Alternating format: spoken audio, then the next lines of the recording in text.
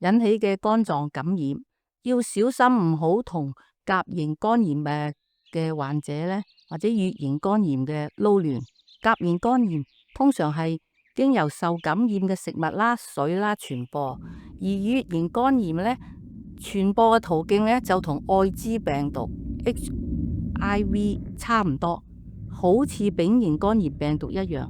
甲型同乙型嘅肝炎病毒都會攻擊我哋嘅肝臟。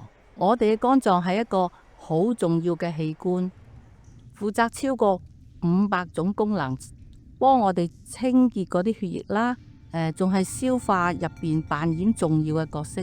平均嚟講，每10個感染咗 HCV 嘅人入面裏邊呢，有2個就係6個月之內自己就會好返。呢個過程呢，就叫做自動清除。至於其他人由 HCV 引起嘅炎症，就會變成慢性嘅患上慢性嘅丙型肝炎。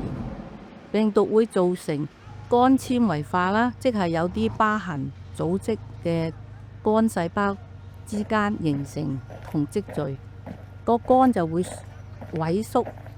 隨住時間變得越來越硬同埋多纖維呢，肝嘅纖維硬化會經過幾個階段嘅，一直發展到肝硬化嘅。當個肝越嚟越難發揮佢嘅功能嘅，就係肝硬化。呢個過程可能需要10年啦、20年或者30年。而大多數感染丙型肝炎嘅人都冇病徵嘅，所以佢又被稱為沉默嘅疾病。肝纖維化同肝硬化亦都會增加患上肝癌嘅風險。丙型肝炎係點樣傳播呢？ HCV 主要係透過血液嘅傳播，而且可以喺露天嘅環境或者物件嘅表面存活長達6個星期嘅。傳播途徑包括共用製備同吸食毒品嘅工具啦，無論係鼻吸或者係注射嘅針啦，重用未曾經妥善消毒嘅外科醫療同埋牙醫器具，接受未經丙型肝炎篩查嘅輸血者或器官移植，服用嗰個穿環、紋身或者針灸嘅工具，同埋共用有機會接觸到血液嘅個人衛生用品啦，例如鬚刨、牙刷同埋指甲鉗。透過性接觸傳播嘅風險其實好低嘅，只有當有血液出現嗰陣呢，風險先至會增加。例如進行藥物影響下嘅性行為啦、纏綁啦、支配、施藥同受藥，或者係冇戴安全套進行肛交、冇戴手套進行拳交嘅情形之下，係啦。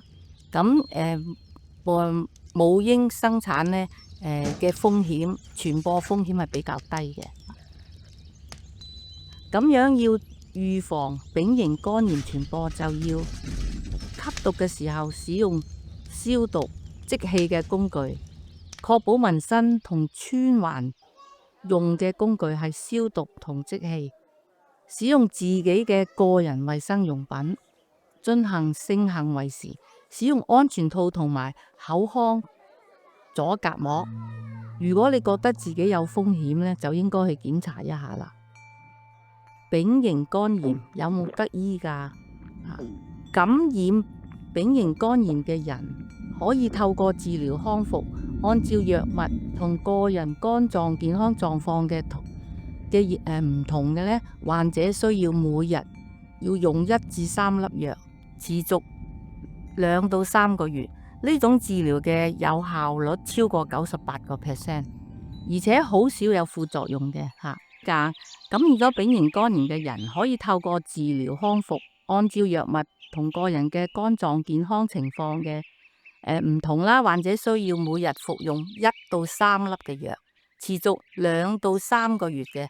呢種治療嘅有效率超過98%，而且好少有副作用嘅。